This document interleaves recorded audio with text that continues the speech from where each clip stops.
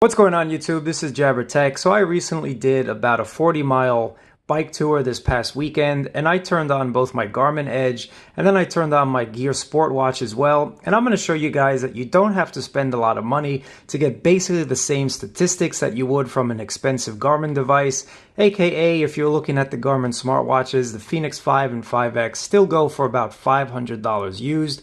Now that's a ton of money. That's actually smartphone prices for something that's on your wrist. But I'm going to show you how a $200 smartwatch is basically going to provide you with the same information that a Garmin would at a fraction of the cost. Now, unless you're a super triathlete and you want to have all the statistics and you want to be super accurate, maybe you want to spend that $500 just on the smartwatch, and maybe you want to pair that Fenix watch with an Edge for your bike. Who knows what you want to do, but I'm going to show you how you can save a bunch of money. And this is basically a video for the average runner, the average person that works out from time to time or does the weekend bike ride, or maybe you bike ride twice a week, so you just want something that'll give you pretty accurate statistics. So let's get right into this video, and I'm going to show you the stats that I got both from my Garmin device and what I got from my Samsung Gear Watch, and I'm going to tell you what problems I had with the Gear Watch as well. So let's get right into this video, and hopefully you enjoy it, and I'm going to save you a ton of money.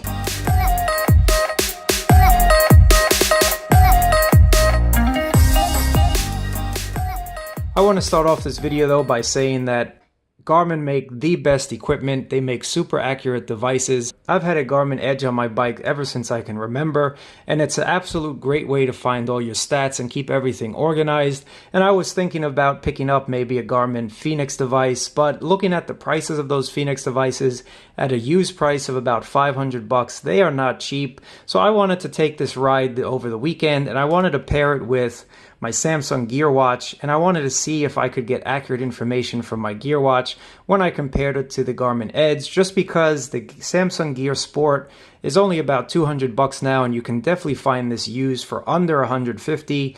Yes guys, this watch has really dropped in price, but I'm going to show you the stats that I got from my Garmin device and then the stats that I got from my Gear Watch. And I did have some issues with my Gear Sport watch that I'm going to talk about as well, but just to start off by saying, before all you haters jump on the comments and say that I don't know what I'm talking about, Garmin make the best products, and if you can afford them, definitely go for the Garmin devices.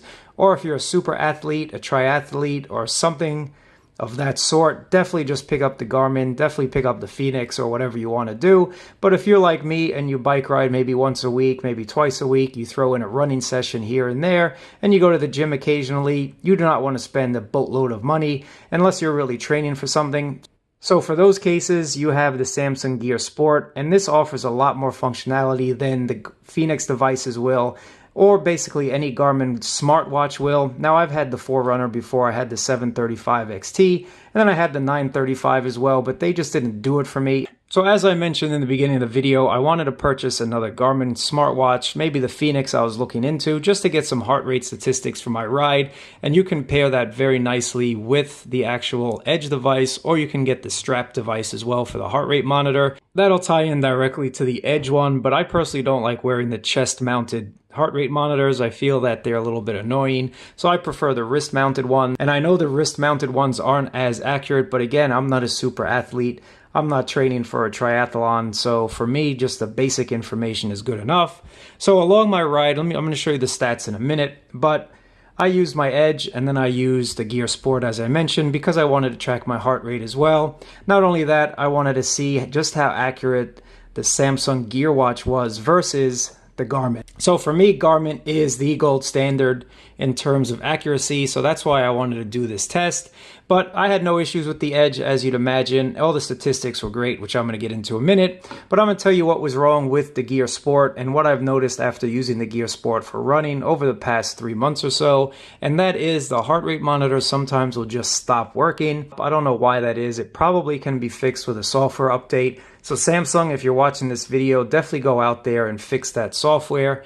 But from time to time, I've noticed that the heart rate monitor will stop, and I only notice that it stops when I'm doing a long bike ride or if I'm running past an hour. For some reason, there's something with that hour mark that triggers something here and there, but then it does turn on by itself, so maybe it does that on purpose. I really don't know. But I also did a check on the Garmin Fenix watches as well, and a lot of people were saying that the wrist-mounted heart rate monitor on the Fenix 5X was also having some issues where it would stop and it wasn't super accurate. So maybe that's just a limitation with the wrist-mounted heart rate monitors. I really don't know, but it was reassuring to know that a $500, well, $700 Garmin Fenix 5X, which is supposedly top of the line, also had some issues with the wrist-based hardware monitor, where people were saying it was inaccurate when compared to the chest strap, or it would just stop as well. So the $200 device is basically on par with the $700 Garmin Fenix X, and that's basically the only issue I had was with the heart rate monitor. Other than that, GPS locked on really quickly. Now, the Garmin locked on to GPS a little bit faster than the Samsung watch, and when I say a little bit faster, I'm basically meaning that it took maybe an extra 15 seconds for the Samsung watch to lock on. It's really not that big a deal. Both of them, once they locked on, stayed locked. I never had an issue where it lost GPS. So that's really it. So I'm going to show you the stats in a minute, but what I want to mention is that the Garmin Fenix 5X, which I was looking into, is an expensive device, but it has the same screen size as this $200 Gear Sport, but it also lacks NFC. It really lacks colors. The Fenix 5X only has 64 colors, whereas this Gear Sport has millions of colors, and the Gear Sport also has a better pixel ratio. So while the Fenix 5X pretty much looks huge on the wrist because it is a 51mm watch, all of that is basically bezel, and if you're like me, you don't like bezels. I really don't like bezels. Not to mention there's no NFC, so you can't have payments. The new Fenix 5X Plus that's just been announced and released does have payments, but that's with Garmin Pay, so that's still pretty much new. A lot of banks haven't signed on with Garmin Pay yet, so it really hasn't been using something that has been around for a while, like maybe Android Pay. And then they finally added music support, which you can do with this as well. So for me, I thought a $200 smartwatch was definitely a better option than the Garmin Fenix 5X personally, and the statistics that I got from this watch were definitely on point with the Garmin Edge. So for most people, I feel like this will be the best option for them. And not to mention, this is a smaller watch. Let me just show you. When compared to my Gear S3 Frontier, this is definitely a lot smaller. Now, some people might not like the smaller size, but for me personally, this was just a little too big running with and exercising with, whereas the Gear Sport I found was exactly the right size, did not get in the way. I wasn't hitting it, whereas with the Gear Frontier, I found myself hitting it on the weights a lot, or when I was doing pull-ups, it just hurt my wrist a lot. So the Gear Sport, while it is smaller and it is designed for sport activities, I think that's the best fit and best size. But enough talk, let me show you the stats that I got from both of these devices and show you how accurate or inaccurate they both were. Taking a look at the two stats really quickly, side by side. The Garmin Edge said that I did a 3-hour and 25-minute bike ride with a distance of 37.16 miles, whereas the Gear Sport said I did 3 hours and 16 minutes at 36.27 miles. Now, the only reason I can think that the Gear Sport is a little bit behind in stats is that it has an auto pause feature, so sometimes when we stopped a little bit along the way, it auto paused. Maybe it took a little too long to resume. That I don't know, but I do know that whenever I stopped, I manually pressed pause on the Gear Edge, and whenever I looked at the Gear Sport, it said that it was automatically paused, so I figured it was paused by itself. So maybe next time what I should do is manually pause both of them. But in terms of the average person, 10-minute difference and a 1 mile difference, actually less than 1 mile difference, is not that big of a deal. But if we look at some of the other stats, it's kind of interesting because they are basically the same. Your average miles per hour on the Gear Sport is 11, where on the Edge is 10.9. So that's pretty much accurate. That's pretty much the same. Now, if we go down to where most of the information is, let's take a look here. Now, if we go down here and take a look at it, you will notice there's a little bit of a difference as well. So if we look at the actual moving time, it says 3 hours and 5, whereas on the Sport, it said 3 hours and 16. And then if you take a look at the total time, it says 3 hours and 52. Where on the Gear Sport, it says 4 hours and 13. So again, I'm thinking it's that auto stop feature that maybe was having a little bit of an issue restarting. So if you do want to take this more seriously, definitely auto pause it yourself and resume it yourself. But taking a look at the other stats, you will see average speed is 10.9 here versus 11 miles on the Sport. So that's pretty much the same thing. And if you look at max speed, you have 29.4 on the Edge right down here, 29.4. And then if you look at the Gear Sport, it says 29.3. So in terms of calculating your actual speed, both of these devices are on point, no discrepancy between both of them. And then what I do like about this, you do have your heart rate, and that's why I wanted to use the Gear Sport in conjunction with the Edge. So you see I had an average heart rate of 128 and a max of 188. That's a really cool statistic. I definitely like knowing that as well.